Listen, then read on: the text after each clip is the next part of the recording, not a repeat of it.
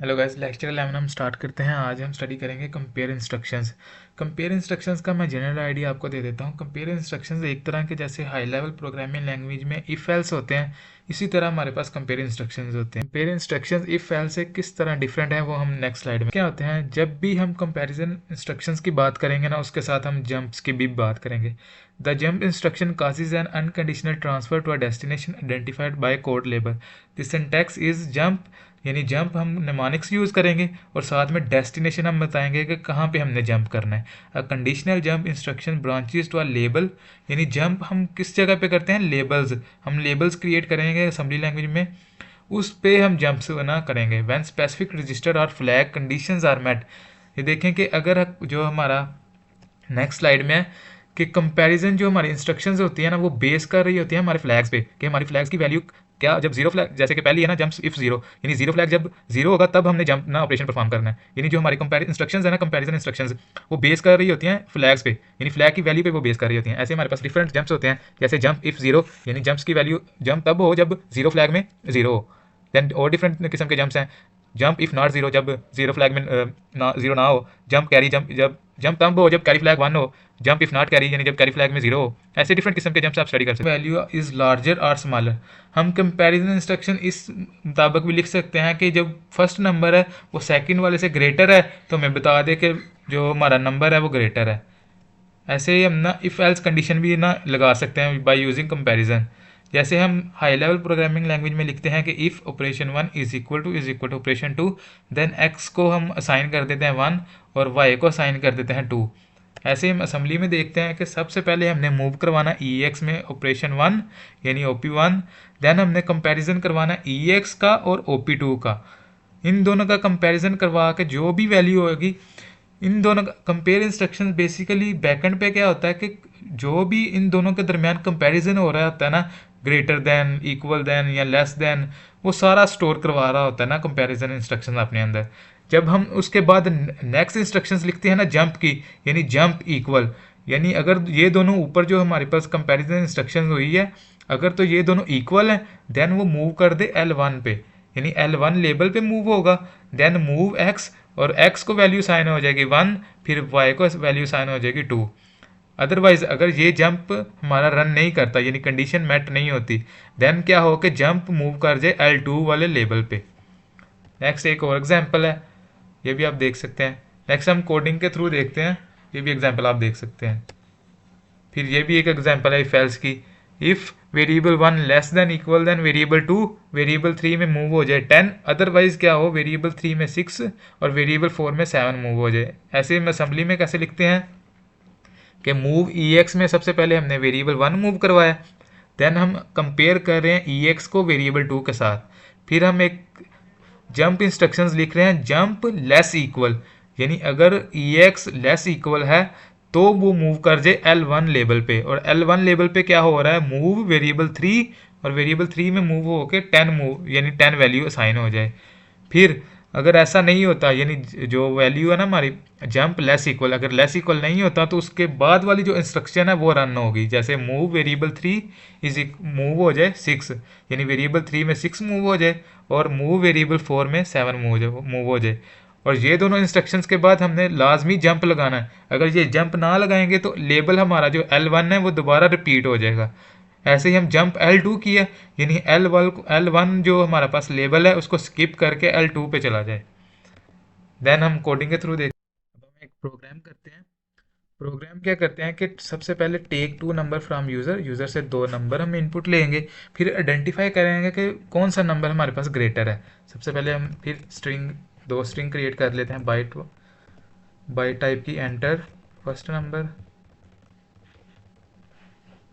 ये सिर्फ हम अपने प्रोग्राम की रीडेबिलिटी इंप्रूव करने के लिए लिख रहे हैं। S T R two byte, enter second number.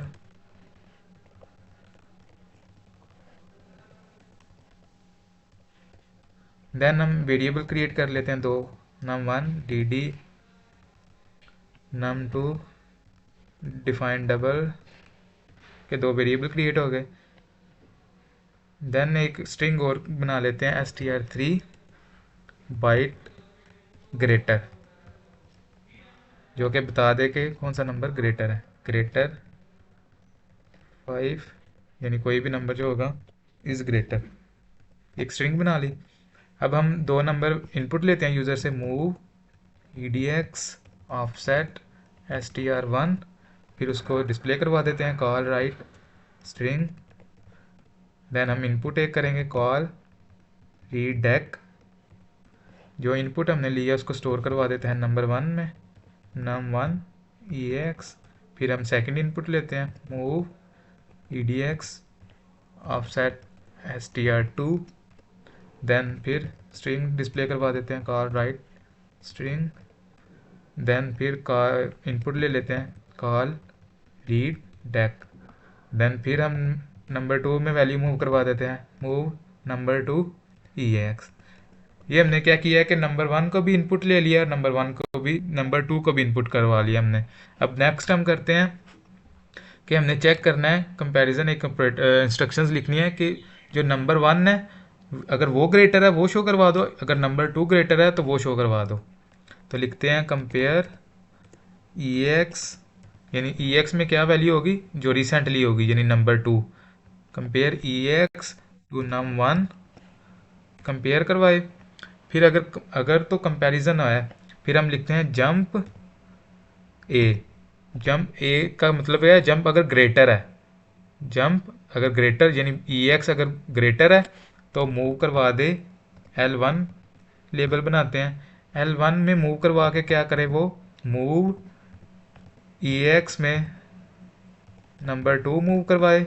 Then वो क्या करवाए कॉल राइट डेक, और वो जो नंबर होगा उसको डिस्प्ले करवा दे, और साथ में हम वो स्ट्रिंग भी डिस्प्ले करवा देते हैं move edx str3 call write string. अगर तो मसलन ना ये तब होगा जब ग्रेटर होगा जो हमारे पास जो दूसरा नंबर है, अगर ग्रेटर नहीं है देन हम इधर लिखते हैं मूव ex में मूव करो नंबर 1, देन कॉल उसको डिस्प्ले करवा दो कॉल राइट डेक, फिर वो स्ट्रिंग उसके साथ डिस्प्ले करवा दो मूव edx ऑफसेट str3, इधर ऑफसेट आएगा मैं बोल रही हूँ ऑफसेट str3। देन स्ट्रिंग को भी मैं डिस्प्ले करवा देता हूँ कॉल राइट स्ट्रिंग। ये देखें कि चलिए इस प्रोग्राम में एक एरर है, मैं अभी रिजॉल्व नहीं कर रहा, अभी चेक कर लेते हैं फिर बाद में आपको मैं बताता हूँ क्या एरर है।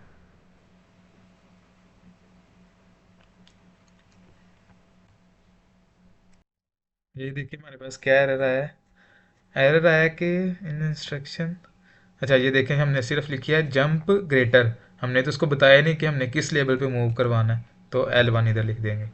अभी एक और एरर है वो आपको मैं बाद में बताता हूँ वो क्या एरर है, वो लॉजिकल एरर है, सिंटैक्स एरर नहीं है। अभी हम फर्स्ट नंबर इनपुट करवाते हैं 5, सेकंड करवाते हैं 6, देखो उसने बता दिया 6 इज़ ग्रेटर। अब मैं करवाता हूँ फिर दोबारा रन करता हूँ प्रोग्राम अपना 6 5, ये देखो उसने बताया 6 इज़ ग्रेटर 5 इज़ ग्रेटर। इससे क्या हो रहा है कि दोनों जो हमारी कंडीशन है ना वो रन हो रही हैं। इधर हम जंप लगा देंगे, जंप अगर ये वाली कंडीशन हमारी रन हो तो जंप क्या करे L2 पे मूव कर दे, ये वाला मैं बता रहा था कि ये एरर है हमारी लॉजिकल एरर, L2 में मूव करके देन एग्जिट हो जाए। अब हम फिर रन करते हैं, अब हमारा प्रोग्राम ठीक है 5 6 6 इज़ ग्रेटर, यानी उसने ग्रेटर नंबर हमें बता दिया कौन सा है। अब हम एक और एग्जांपल देखते हैं, अब हम एक नेक्स्ट प्रोग्राम देखते हैं बाय यूजिंग फ्लैग्स। सबसे पहले करते हैं मूव ex में मूव करवाते हैं -2, देन मूव करवाते हैं ebx में 2। बेसिकली हमने जो फ्लैग के साथ काम करना है ना वो ज़ीरो फ्लैग हमने ऑन करके चेक करना है, तो हम क्या करते हैं ऐड ex टू ebx। इससे क्या होगा कि ebx -2 +2 आंसर क्या आएगा 0। जब भी आंसर 0 हो तो फ्लैग जो हमारा ज़ीरो फ्लैग है वो ऑन हो जाता है, यानी हम इधर एक कंपेयर इंस्ट्रक्शन लिखते हैं जंप 0, अगर ज़ीरो फ्लैग ऑन हो तो L1 पे मूव हो जाए। इधर हम L1 एक लिखते हैं, L1 में क्या मूव करवाते हैं मूव ex अगर तो L1 में चला जाता है तो 2 मूव करवा के कॉल राइट डेक कर दो। अगर तो ज़ीरो फ्लैग ऑन नहीं है तो सिंपली क्या करो, जंप करवा दो L2 पे। तो L2 में हम क्या करते हैं, L2 में भी एक इंस्ट्रक्शन लिख लेते हैं, मूव EX 5 4 कर देते हैं, कॉल राइट डेक। अब हम अपना प्रोग्राम रन करते हैं, कोई एरर नहीं है।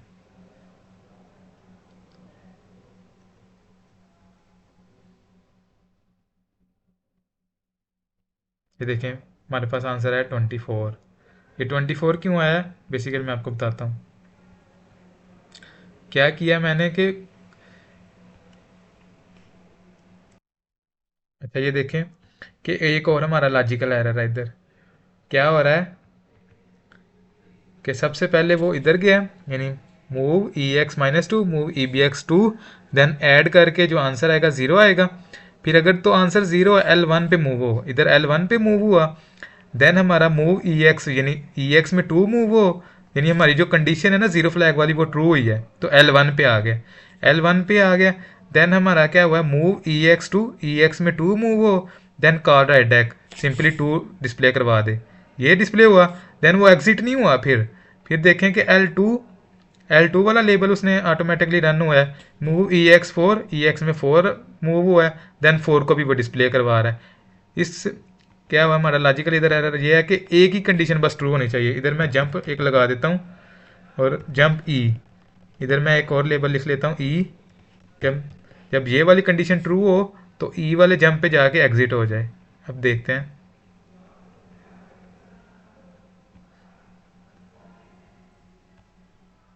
ये देखें अब 2 ही आ रहा है।